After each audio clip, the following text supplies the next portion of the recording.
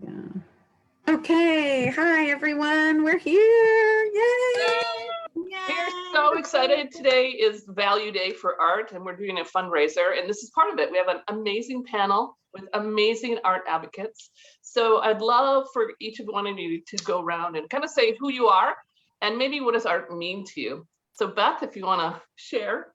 Oh, sure. My name's Beth Benson. I'm at the Crestline Creatrix Matrix in Southern California in the San Bernardino Forest in the mountains. And art, in the context of where I am now, it's an eco art sanctuary. So everything has become art material. Everything, right? So, and what it means to me is just the opportunity to work stuff out. I'm a process artist, and I really value the thingness that gets created, but both in nature and, by industry. And I'm interested in how those things can coexist in mutually beneficial ways. And so art is the way I work that stuff out. Super. Sharon, welcome. Well, thank you. And thank you for inviting me to be on this panel. I'm really thrilled to be here. My name is Sharon Burton. I am a creativity coach based in the Washington, D.C. area. My company is called Spark Your Creative. I'm also a visual artist and a poet. So when I think about what art means to me, the first word that came to me was freedom. When we work through art, we have the freedom to express who we are. And it's one of the few things, dare I say, that we can still do that is very much what we decide it will be. And it's based on, who we are as people, how we show up in this culture. And it sends so many messages, it communicates so much. So I will say freedom for me. Nice. Shannon, welcome. Oh, Sharon, I echo you when you're, I had to keep my jazz hands in my,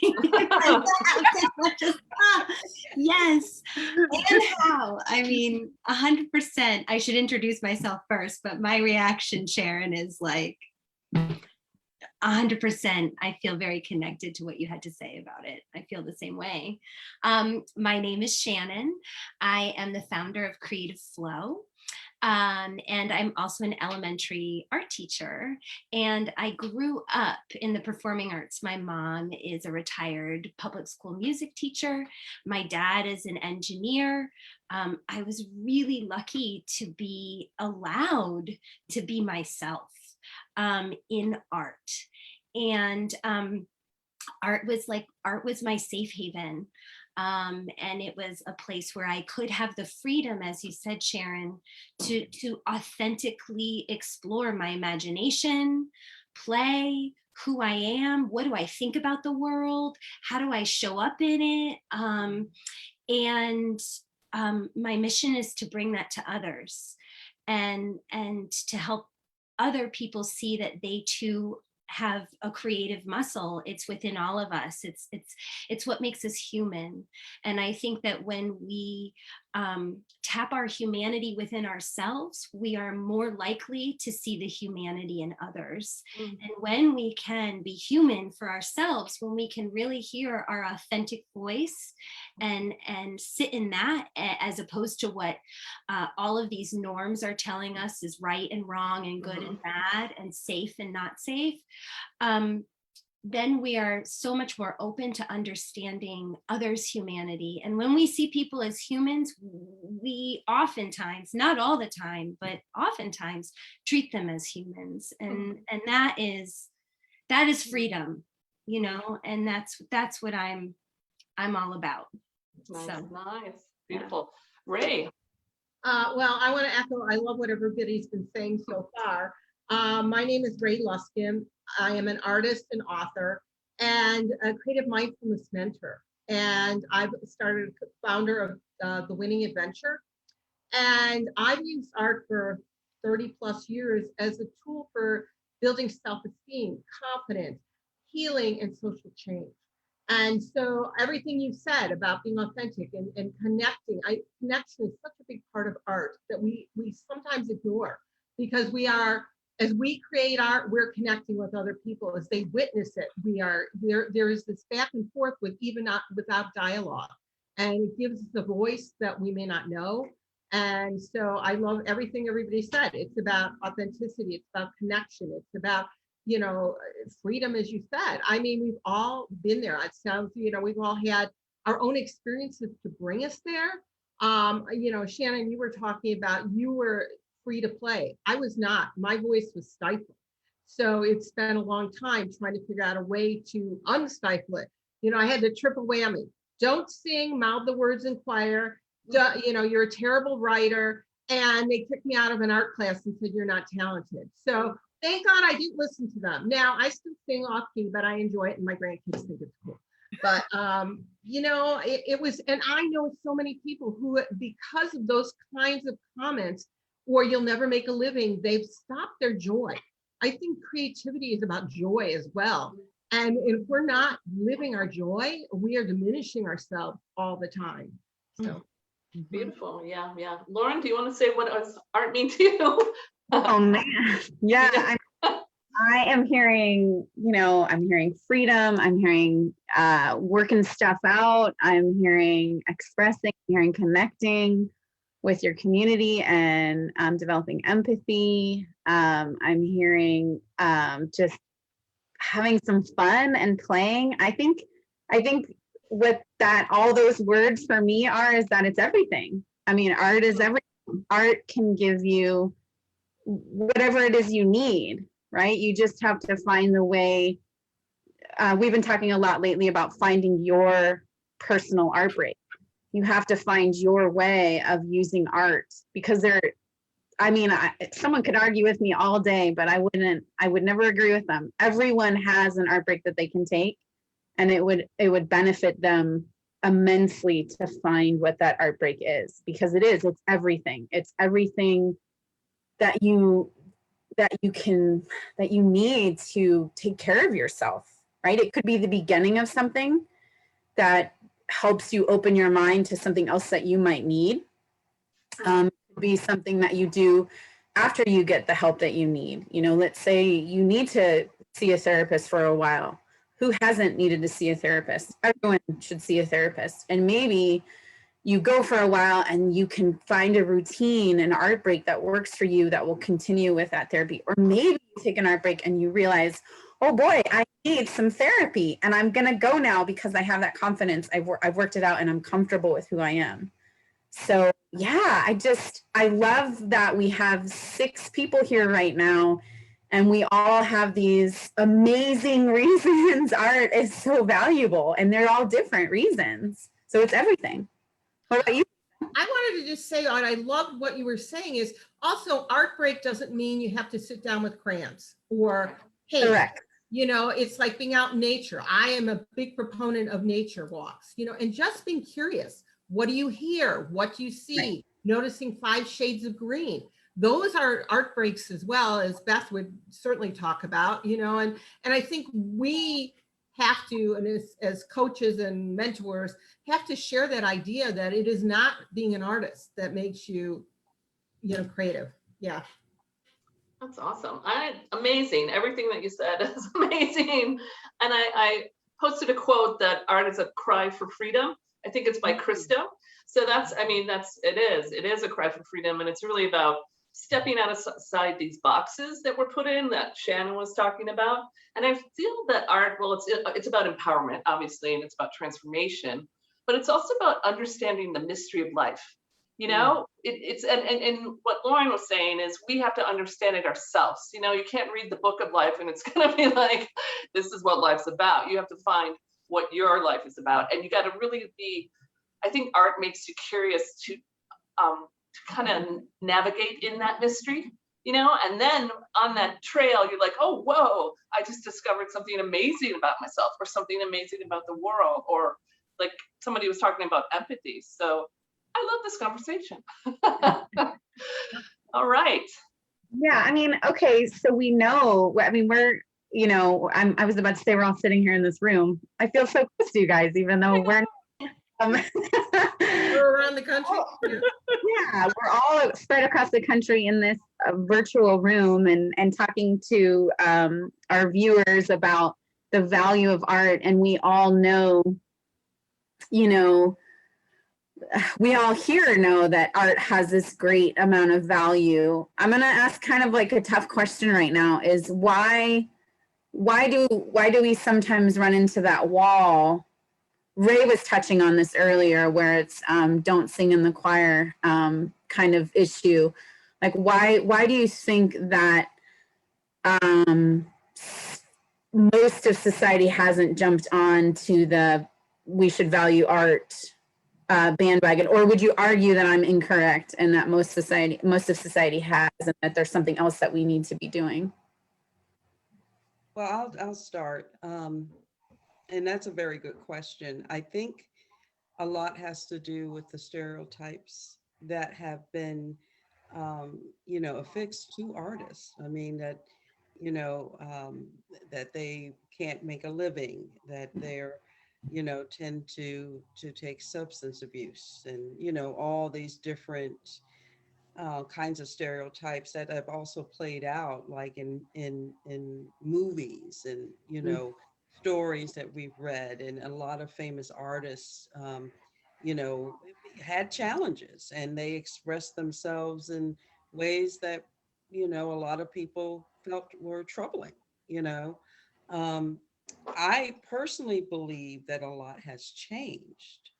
I think in the and I work with a lot of midlife um, people who are interested in either returning to an artistic practice or want to launch one.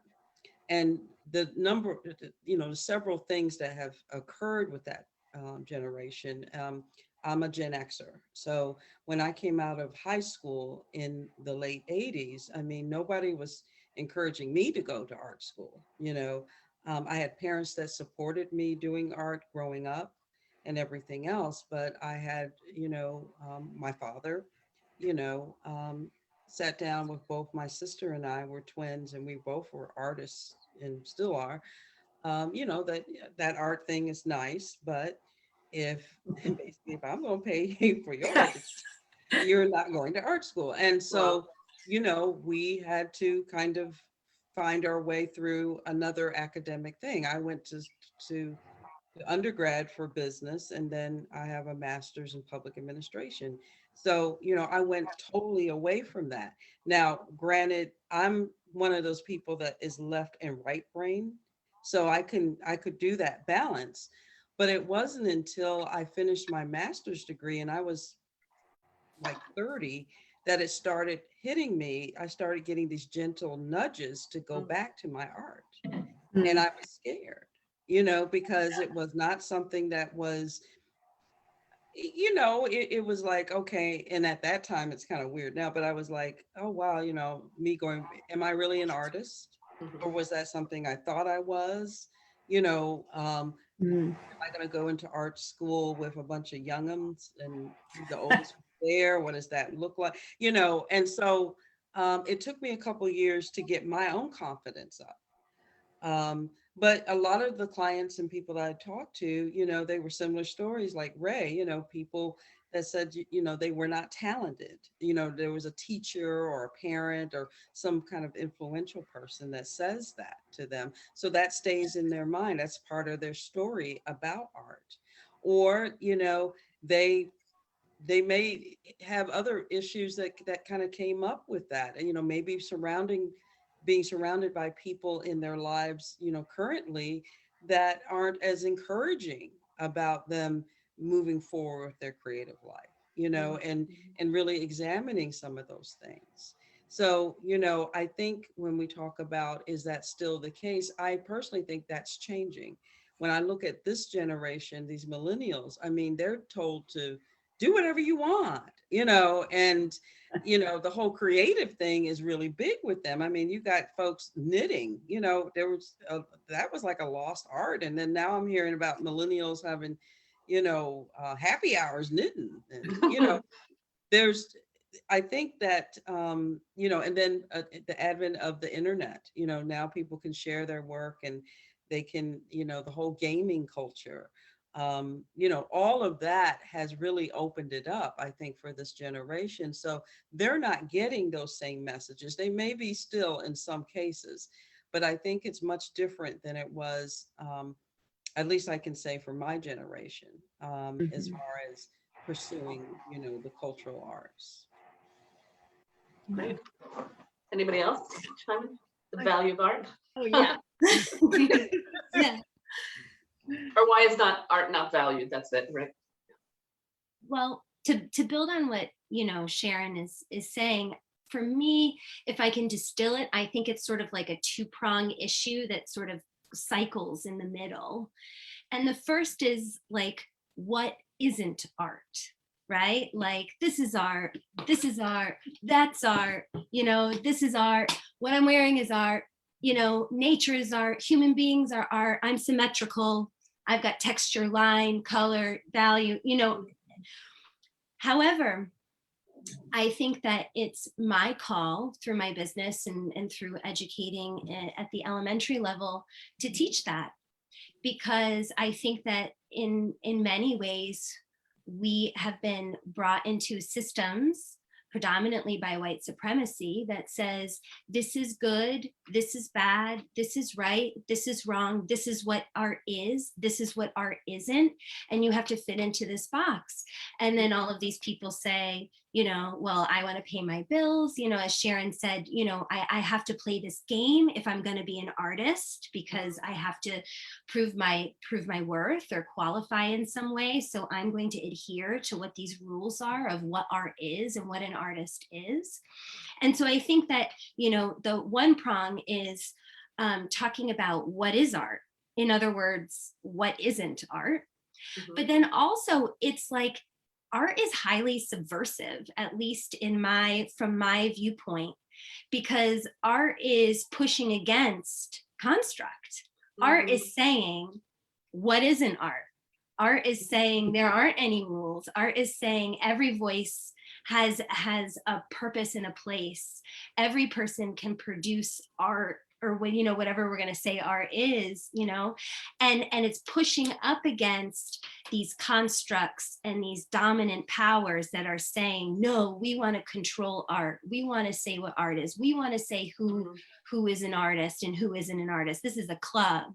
And so it's this constant push and pull between what is art, and then the dialogue is, well, what isn't art?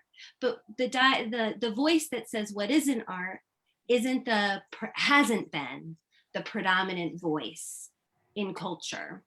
And so that voice is the voice, I think, that needs to be cultivated more. And it is, as Sharon is saying, on TikTok, on all of these other social media platforms, with the advent of everybody having a phone, or many people having a phone with a camera and being able to share, we're really seeing the boundary push. We're seeing the subversiveness of creativity, where everybody gets to have their authentic voice. And so if I can hold the candle for everything is art, and there's nothing right or wrong about this. Look at nature. Like, we marvel over the craggly, rotund, irregular tree. We all just want to hug that. Like, that's what art is. So let's do that.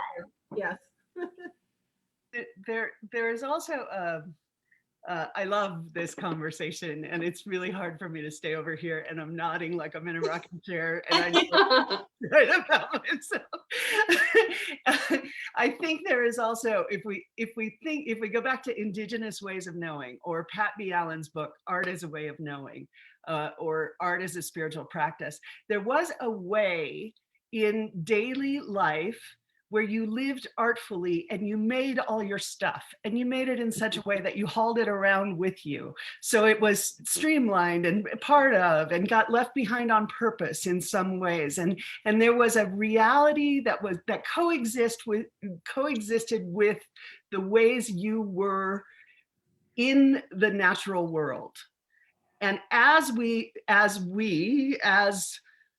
allowed creative economy to get separated into the financial reality of art and the head game an artist has to stay in such a way that they can be exploited till they're dead, which is when their work is valued and valuable in that other system.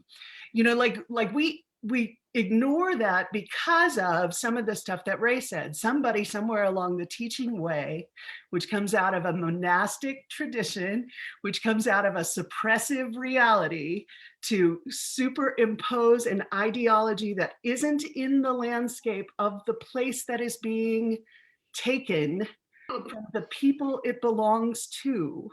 In that degradation of humanity, there's a headspace that you're supposed to stay in such a way that the people who are going to kill you if you don't agree with them get to tell you how to exist. And like, if we really get that, we blow this up. And what I love about what you're presencing, like I had the rich and beautiful opportunity to be a part of YouTube for a while. Everyone on the planet needs a station where they say whatever they want to say for 30 seconds a day, 500 times if they want to. Like, it's so necessary because, and we see social movements, both good and bad, are affected by the AI that cuts the opinion in our direction. That's all art made. Like technology itself is like Hinduism in my mind. Like, it's this, how fractured did God get, you know? But every part of it, every part of the 7.5 billion of us on the planet are our piece of that. And if we talk to each other, we find each other. And if we are part of the organ of the heart in humanity, then we find each other.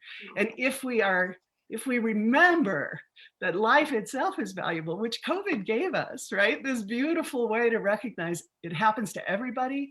It happens to everybody the same. It happens to you, like, maybe, you know, Amazon God made a lot of money. Because we all spent a lot of money with Amazon God. but like there's a thing that we know now, like the breath matters, and we can breathe on each other and kill one another, or we can breathe on each other in respectful distance for the reality that we're in. And if we remember that, then we remember that the authentic language of art, which is radically unique. Mine is mine and yours is yours, and my voice is real, and the art tells me the truth way before I'm ready to hear it, way before my brain is willing to accept, which is the beautiful part of the therapy conversation that surfaced, right? So you get all the hits that you want that comes out of your own creativity for not only what you bring to life, but what life brings to you alone to express. Artists are the highest paid people on the planet when they believe in themselves and they do the thing that affects us all, right? You know that because Beyonce is Beyonce and Jay-Z is Jay-Z, you know, and Picasso is Picasso. And there's this great series, Genius, to look at the way art languages a cultural expression in historical reality, and how that gets monetized and destroyed and changed and used to cause ourselves to fuck ourselves over. But we could stop that through art. I'll stop now. Right. I feel like I'm at church. Yeah, you covered tons of ground here. I'm a lot older than you guys, so I'm going to be 71 this month. So I come from a slightly different perspective, you know, and I still see in a lot of conversations how art is denigrated by the establishment, by, well, we're not funding that. It's cutting schools first. You know, sports are more important, you know, whether it's the college level or, you know, junior high. And yet those arts, and we don't promote as a culture the benefits of art. You know, whether it's in preschool and how we, you know, kids need it for this, so they will write better, read better, do all these things. And whether it's, visual arts, music, performance, all these pieces are so interactive. And I don't see us as a society promoting that at all. It's a very, we pick and choose where we see that, and it's not part of the education system. Just like I believe in mindfulness practices, self-compassion. This is, to me, is all part of this conversation. Mhm. And what a difference. I mean, there's a guy in Chicago who got some funding and did some programs where 3 minutes a day in the classroom, the kids learn to practice meditation and visualization. Well, their grades went up, their attendance went up, all these things, yet we don't talk about those, and these are all the pieces that I consider art that we're not incorporating into everyday discussion. So we are only talking about that subversive artist usually, rather than arts can give you all these other benefits for your mindful, your health and well-being. And so people get stuck on, oh, look at that person, look what they're saying, and they're terrible, or they're only, how dare they criticize my values, yet these other pieces are the human part of us that all of us have. And we all want our kids to thrive. We all want our seniors to thrive, and the value of music and art to them. And those are discussions I think is part of my discussion, because again, I'm of that age, so that I can share those ideas with people. So I think that this is a fabulous discussion. I can't wait to have this out on Facebook to bring in all these disparate people so that we can all talk about this stuff. So I think you all have brilliant ideas and thoughts, and thank you, because you've also opened my eyes. I've been a little bit negative about, the idea of looking at art only in a small screen, on a phone, or things like that, and yet those are the same people who maybe will never get to a museum or see something personally. So I guess some is better than none, but I don't want to make it an either or conversation. And I think a lot of times I was so appalled. I remember when my kids, when we hadn't had a computer, and then we got a computer and, that kind of thing.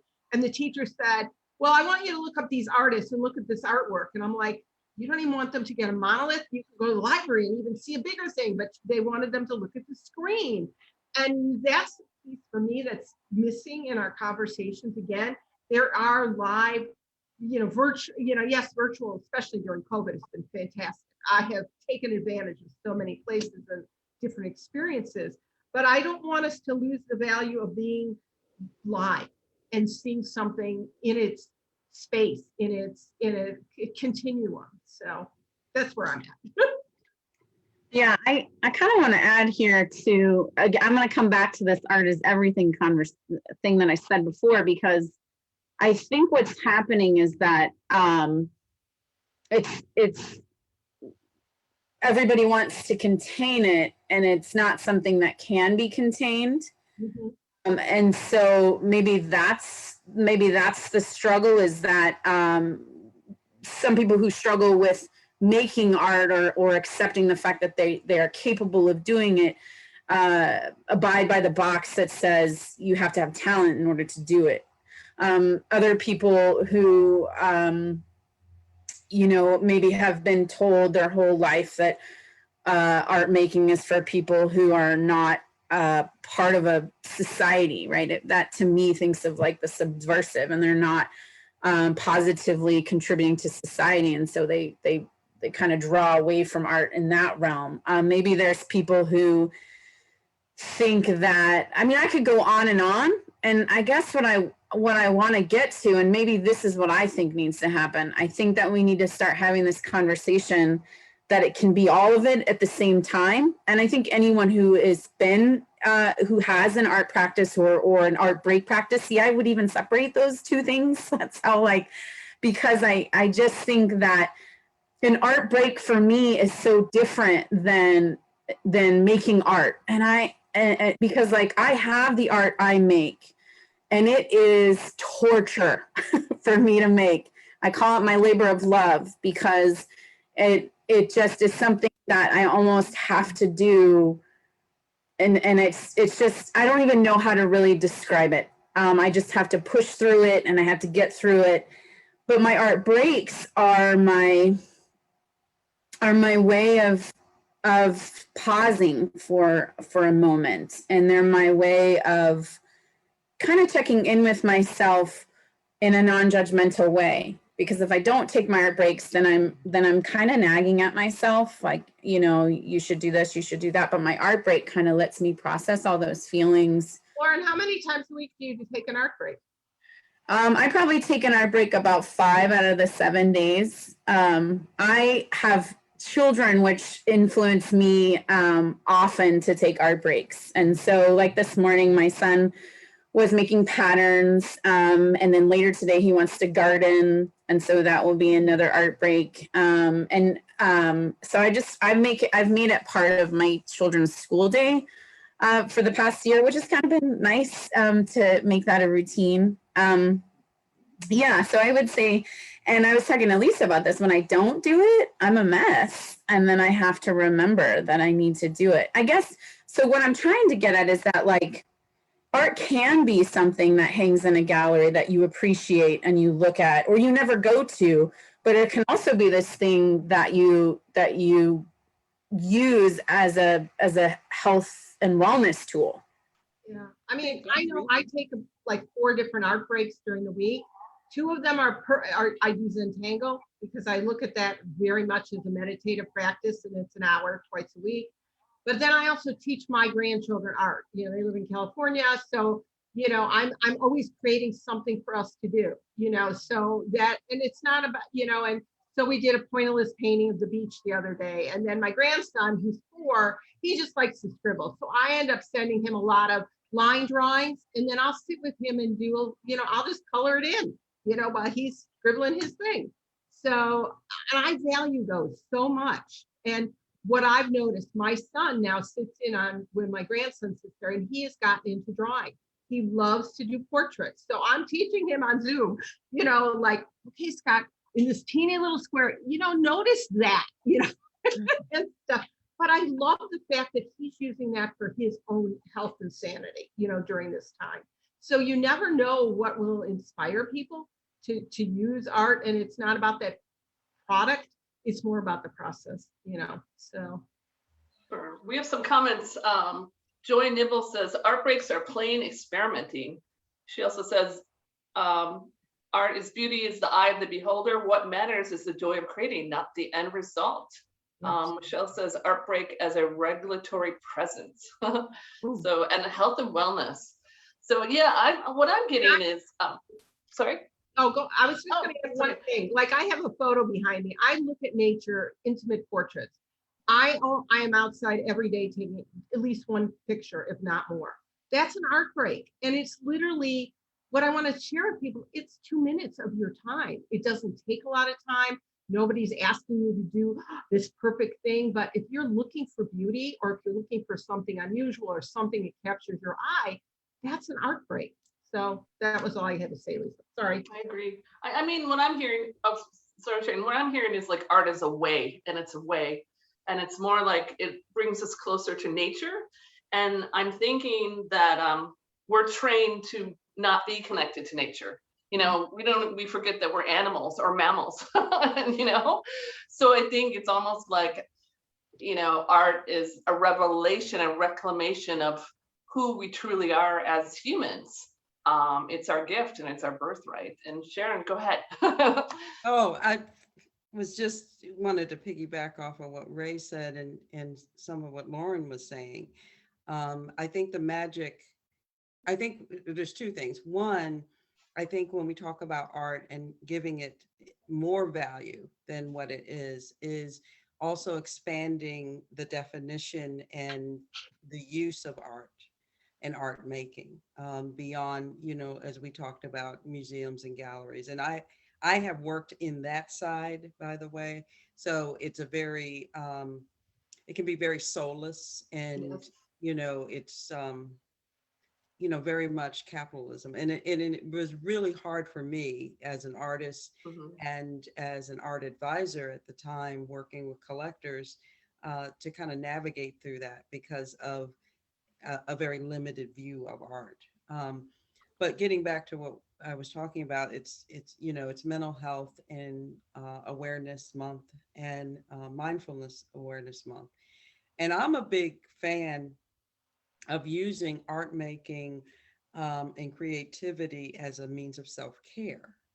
And I think, a lot of people I'm noticing are moving towards that, and I think particularly through COVID, because art making has been, that's one of the few things that was accessible to all of us, even in isolation. There's something around the house you can use. There's something in nature. If you go into the woods, you can pull some things and create stuff. You can create stuff with your kids, Um, and I think if as we continue to kind of move people through that and to say, self-care can look like a meditation and yoga and all those other things. A lot of us in this group, from what I can see, utilize meditation and different kinds of healing arts as a way of reaching people with creativity. I think if we continue to do that, I think if we can find ways to incorporate art making and creativity as a means of self-care, not as a separate thing, not as, oh, I doodle and do this every now and then, I fiddle with the guitar and, whatever, but to say, hey, this is also a way for you to deal with your anxiety, to deal with depression, not as a, and I'm not saying, not go to professionals and all that. I do believe Right. in that, but as a way to, help manage some of these things. I think that we could maybe move towards an acceptance of art as a broader thing than museums and galleries and, prices at auction and art, Miami Art Basel and all that stuff that's part of that world, we can find a way also to make people feel that it's more accessible. It's not about the moneyed class, and that you can create something. And then going beyond that whole talent thing, like, oh, I'm talent, and I have to have validation from these people in order to feel that I'm an artist and all that kind of stuff, breaking those barriers and saying it's you can create for creating sake. You can create as a way to calm and to soothe yourself, whether you're by yourself or you have a whole household of kids and family, that can be a family thing. So I think as we do our work, whether it's through Art is Moving with the art breaks and really encouraging people to take some time away from the computer and do something that's analog and, with your hands and tactile. I think, as well as continuing to merge other self-care practices with art making, I think that we may move towards a different view of art and maybe even a more accepted view, more engaged view of art beyond the traditional stuff that we see it as. Yeah, I mean, I think you could even walk into, if you had this mindset that you're talking about, Sharon, you could walk into a museum and use that museum as an art break. But I think a lot of people walk into a museum and they go into that realm of either, why is this in a museum?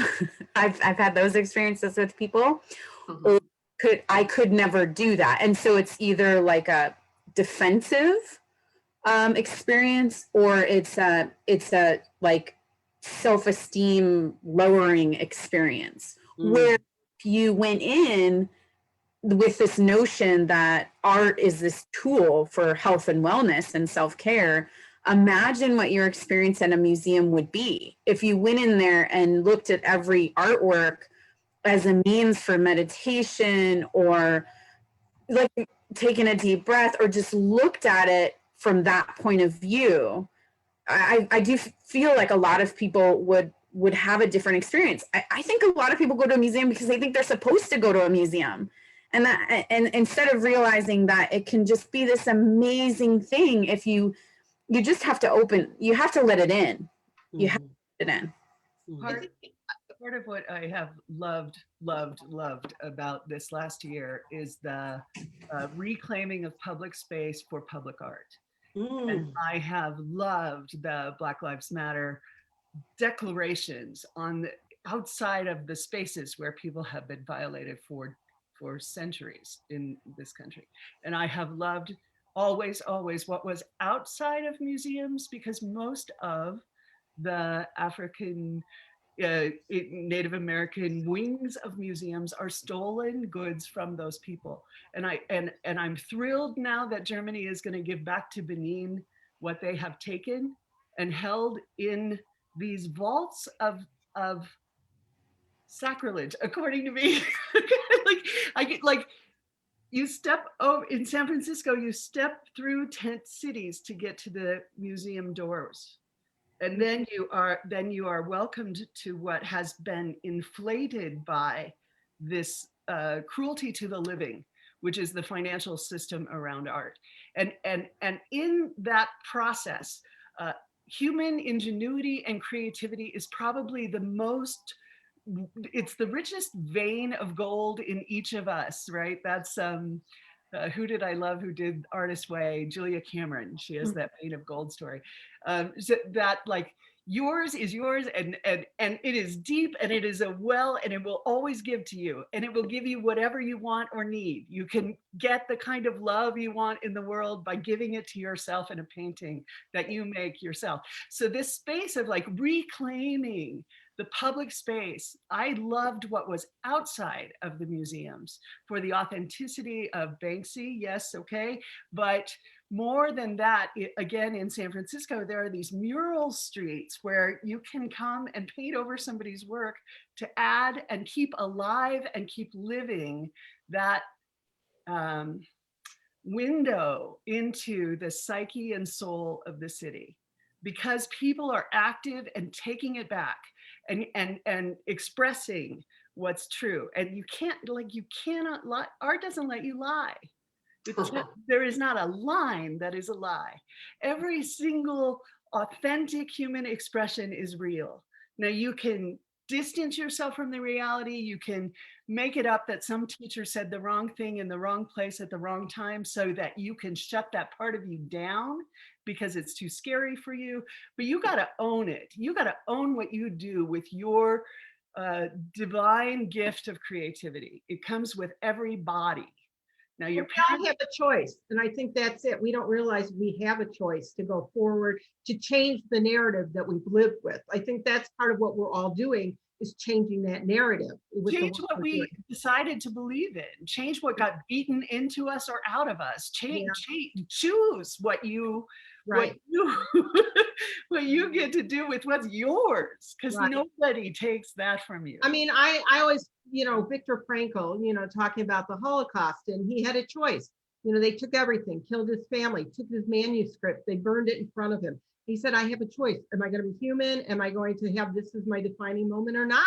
And I think that's where I think art, we have that opportunity every day, how we choose to do it, express it, and look inside as well as express it for the outside world. Right. I just want the people who are inflicting that crap on Viktor Frankl to stop. Like, this is the shift back. Like Viktor Frankl doesn't have to show us how to be human by how much he suffers at the hands of willful ignorance and cruelty. All people have an opportunity and a right to uprise in their own creative ways to say. We all have a choice every day. I believe that, that is as humans, we make a choice. Who are we in the world? How do we want to present ourselves? What does it take to grow into the person we want to be? I think Shannon, Shannon, I can see that you. Well, I mean, so much. I'm taking notes over here. I'm going to go back and watch the video again. There's so many great conversation. I'm like a bobblehead who's like, I'm so inspired. It's interesting, everything you're saying. I'm feeling such synthesis, and my business, just to tell a little anecdote, is 3 years old. I started the year before the pandemic, then there was the pandemic, and now I'm like 4 months into the third year of my business.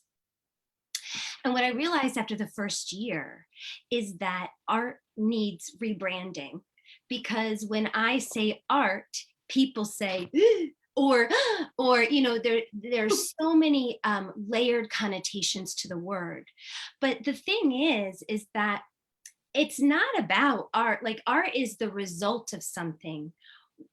I want to talk more about the creative process, because it's in the creative process that we really get curious and we get appreciative, and we can see how the rug is woven or the person makes the design choice. And there's an opportunity for marveling at the way that nature works, within us, and how it emotes out of us. And what it is that emotes out of us is art.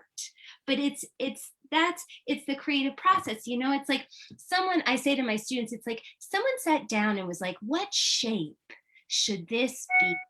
And how is it going to sit on my hand? And what color? Someone sat down and made a choice about these diagonal lines. And, someone said, whoa, let's call it a mouse. Why are we going to call it a mouse? And to really sit with that process, so that when we see art in a public space, it's not, oh, I couldn't do that, or, oh, that's art, or, oh, they have talent, it just must have just come out of it. I feel like saying talent is such an insult, because it completely eliminates the entire process, and all of the tinkering and experimenting that the artist went through, the journey to get to this, in a moment in time destination that's going to evolve. Like, you put an oil painting on the wall, it's going to change. You put a piece of art in a public space, it's going to change. That's the point. It's alive. Art is alive. So I feel like, capitalism doesn't want us to rebrand art, because if we rebranded art into a creative process, you would have all that you need. You would have, of course, again, I echo, therapists are really important supports, doctors, professionals, yes. But, you might not need that anti-aging makeup anymore. You might not need the thing that makes you thinner or bulkier or whatever. You might not need, it's an antidote to capitalism, which is very subversive and very dangerous for the people who are in power and who make rules. And we follow them, because that's how we haven't made art. We haven't taken an art break. So, if we can focus more on the process and talk more about the process, then we can say, well, a computer programmer is an artist, and an artist, and a construction worker is an artist. And then we start looking at the creative process and all of the choices that are made to get to this result. And then we start to say, oh, well, LinkedIn and PricewaterhouseCoopers and the World Economic Forum have all said that creativity is in the top 3 skill sets for the workforce. Why? Because it's what differentiates us from AI. Oh, isn't that interesting? That if we're going to be competitive in the world, if we want to speak capitalism, right? If we want to speak ROI,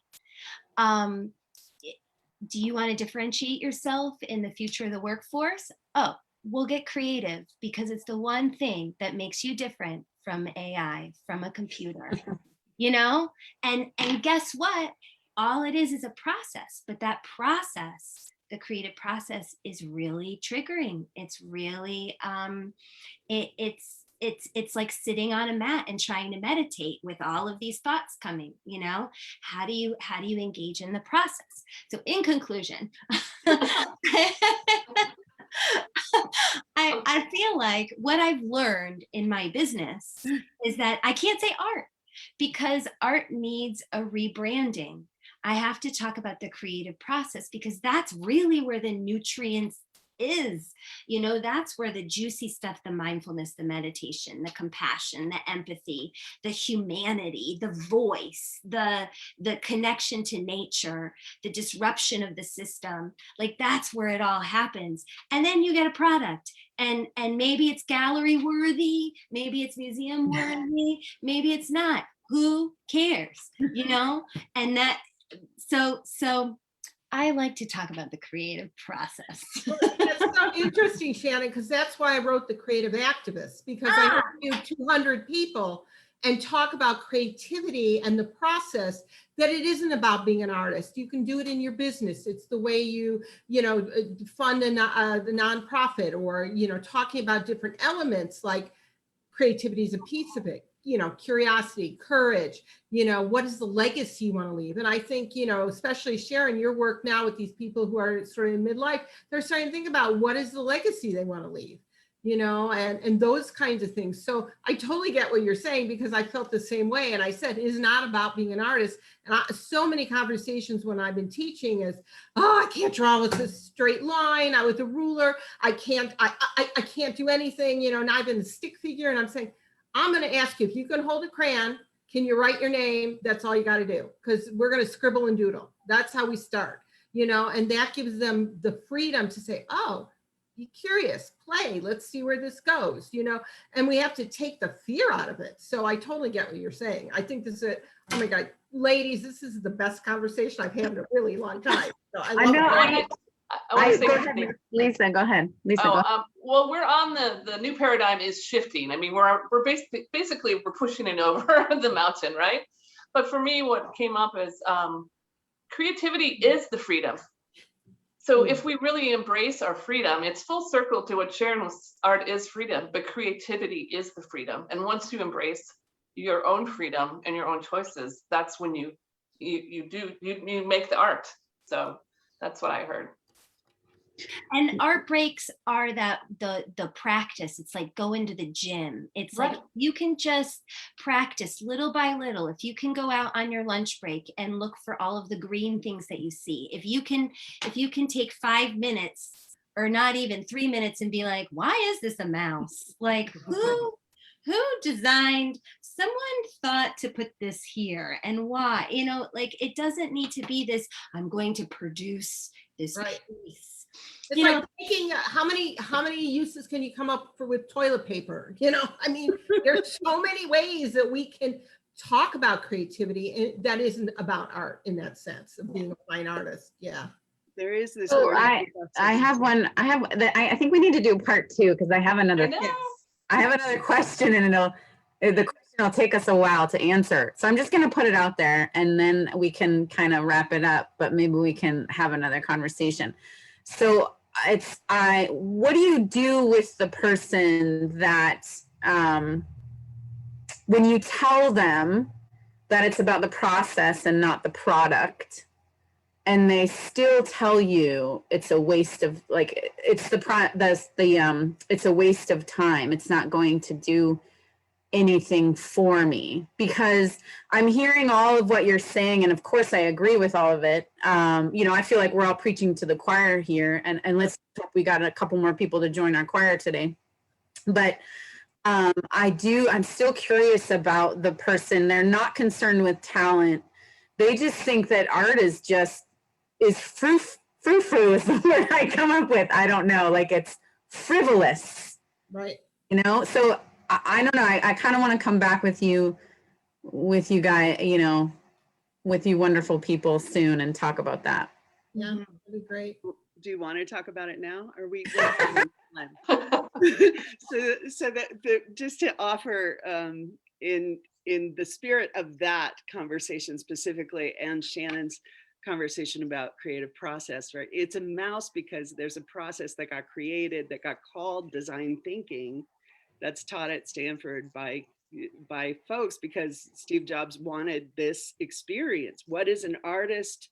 He wanted to create art out of all of it, right? How do we get art at the highest artful level? And that thing is not just, what do we do with our toilet paper rolls, which I am also very interested in, but also what are the ways that we think the thoughts we haven't thought yet, that we're not iterating what is, but reaching, That's a big conversation. connecting, connecting with the thing that isn't here yet. He Was about connecting the dots and bringing in disparate people from different backgrounds. He had the history major. He didn't have just design people. He brought in the musicians. He brought in other people with different skill sets because he is about that, bringing together, how do I connect the dots to all this to create something new? I think innovation is a bigger conversation than we have time for personally. Or how do we get out of the dots, right? There is a connect the dots where we make the picture we're supposed to make by moving in the numbered direction, right? We all learned how to follow directions. This is a space that is directionless, that takes us to a place we want to go, but we don't know we want to go there because we don't even know what we want, except not what is. Right. But then you also have to have a culture that says, failure is just a teaching moment. Failure, there is no failure. I think Silicon Valley has done an excellent job. Right. But there are still a lot of companies that worry about that, Yes, but they're not making what's coming. They're making. Right. They're about, let's just take one idea we've already been successful with, maybe tweak it a little and move on, rather than opening up to the total, oh, what else is possible? It's that kind of conversation. And for me in language, it's dropping the ists and the isms and the idea that capitalism thinks anything, because it's an idea and it got created in such a way, but it only gets to have power if we keep cooperating with it. And if we come back to that space of, what is my creative true north? What's my internal creativity telling me? Don't give 30 years of my life to a place that's going to not even give me a watch at the end. Let me invent or reinvent the thing that I love. Like, we had a teacher at JFK where we did our master's degree who said, it was Pappy Allen. She said, follow your pleasure. It will never lead you wrong. It's a radical truth. When you do what you love, the money does follow. Just maybe not Steve Jobs' money, but your money, whatever you need in your life to feel fulfilled and not want to live into the stereotype of of the artist. Really about following your bliss, right? Follow your bliss, Joseph Campbell. Yes. But I think we have to do a part 2, Lauren. Well, I just, we got a lot more comments. Thank you to all the viewers for joining. I just want to say that I love this one from Michelle. When art is in the toolkit for metabolizing trauma and everyday stress, so many other things can get dislodged, so that sort of feels in response to, like, when you get into that art break moment, you're gonna break something open. And that can either be something that someone's inviting into their life, or maybe that's what's holding them back, And then Joy goes in to talk about how many different art there is. And I love that. And I think we just need to keep talking to people about that, that the word art is like full of lots of stigmas and pressures and things like that, but it is also everything. And so, yeah, I just thank you so much. I do think we need to have a part 2 when we can come back chatting away. We could do this all day. Everyone. All right. Give to Artist Moving, please. Please write big checks. Please, put a number in front of lots of zeros and send that. All right. Thank you, Beth. Thank you all for your support. And yeah, our fundraiser ends tonight at 9:30. So yes, everybody give. Yes, we all need donate. Yeah. Thank you so much. Thanks for bringing us together. Yeah, so much fun. So creative. Great conversation. It's Nice meeting all of you. It's very rare to actually be in a conversation with people about art and creativity where we're just like vibing. Yeah. And that's the beauty of this conversation. So I would love another opportunity, maybe even during Artist Moving, or take our art break day or something. Art break day, yeah. Oh, that'd be, yeah. Again, with that, I think that would be wonderful. There's a lot of good information. And one last point from my perspective, Lauren, on your question. I think it still goes back to expanding that definition, whether to take it from the creativity point of view that Shannon talked about, or Beth kind of got to the whole thing of kind of redefining what art is and how that works for us.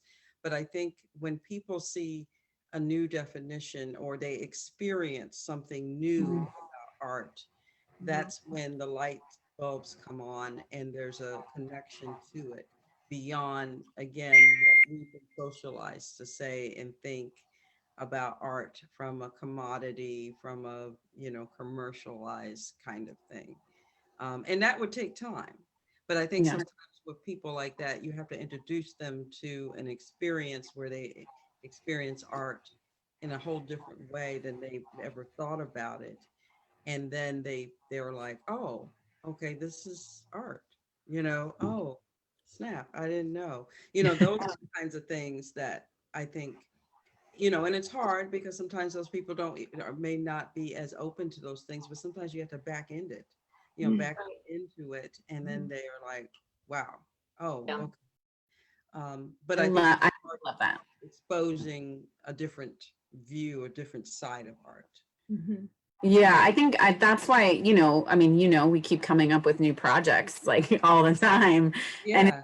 of that, but with our experience with folks, and I'm sure you've had the same experience, Sharon, and the rest of you, where you're like, oh, okay, so we hit that obstacle. What can I come with next time to help someone that's going to be in that same position, that's going to be taken aback for a very similar reason, and kind of help guide them in an easier way, right? I mean, I talk about art, making art less scary. That's like one of the I talk about doing for people when they ask me what I do with Art is Moving. And people chuckle when I say that. And then we get into a true conversation about that story that they have, that everybody has, about why they don't think they're talented and or skilled enough, or why art is a waste of time, So I love that. I think that's a great point, Sharon. I would add to that. It's about, are you ready to look inside yourself? You question yourself, like, why do I think art is frivolous? You really have to look within and go,